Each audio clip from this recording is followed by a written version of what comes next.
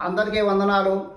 మత్తయి సువార్త 10వ అధ్యాయం 24, 25వ వచనంలో ఉన్నటువంటి దాసుడు యజమానుడి కంటే అధికుడు కాదు, దాసుడు యజమానుడు వలె ఉంటే చాలును అని చెప్పబడుతుంది. ఇక్కడ దాసుడు ఎవరో, ఆ యజమానుడు ఎవరో అన్న అంశం మీద ఈరోజు దేవుడు మనతో మాట్లాడుతున్నారు. ఇది నిమిత్తమే మత్తయి సువార్త 10వ అధ్యాయం 24, 25 వచనాలు. శిష్యుడు బోధకుని కంటే అధికుడు కాడు, దాసుడు యజమానుడి కంటే అధికుడు కాడు. శిష్యుడు తన బోధకుని వలెను, దాసుడు తన యజమానుడు వలెను ఉండినా చాలును. ఇక్కడ దాసుడు యజమానుడు కనబడుతున్నారు.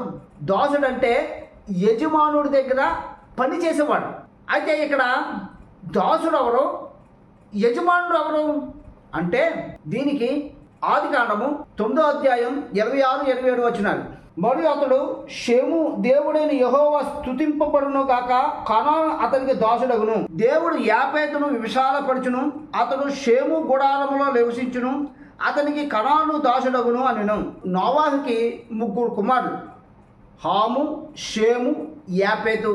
అయితే ఒకసారి నోవాహు మద్యం సేవించి వస్త్రహీనుడై ఉండడం హాము చూస్తాడు. ఈ విషయాన్ని షేముకు, యాపేతుకు చెప్తాడు. వాళ్ళు ఒక వస్త్రపు చెంగుని తీసుకొచ్చి వెనక తట్టు, తన తండ్రి దిశమల్లో చూడకుండా వెనక తట్టు నోవాహుకి కప్పుతారు. మత్తు తీరిన తర్వాత నోవాహు హాము చేసినటువంటి పనికి శపిస్తాడు. నీవు షేముకి, యాపేతుకి దాసుడు అవుతావని. హాము కుమారుడు ఎవరు? కనాన్.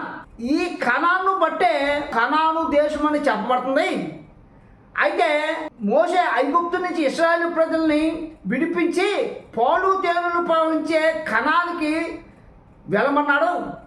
ఆ కనాల్లోని అప్పటికే ఎవరున్నారంటే హాము వంశస్థుడు అయినటువంటి కనాన్ని దాసులుగా చేసుకోమని దేవుడు వాళ్ళకి ఆజ్ఞ ఇచ్చాడు.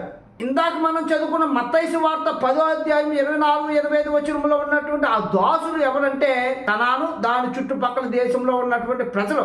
వీళ్ళకి నువ్వు యజమానుడుగా ఉండు అని చెప్పి ఆ ఇశ్రాయేలు ప్రజలకు చెప్తున్నాడు. ఇక్కడ దాసుడు అంటే చుట్టుపక్కల ఉన్నటువంటి అరబ్ దేశాలన్నింటిలో కూడా దాసుడుగా చెప్పబడుతుంది. వీళ్ళందరికీ యజమానుడు ఎవరని చెప్పబడుతుంది? యెరూషలేము అని చెప్పబడుతుంది. యెరూషలేము చుట్టుపక్కల కూడా అరబ్ దేశాలు ఉన్నప్పటికీ కూడా వాళ్ళందరిలో కూడా అగ్రరాజ్యంగా ఉంది ఇశ్రాయేల్ దేశం.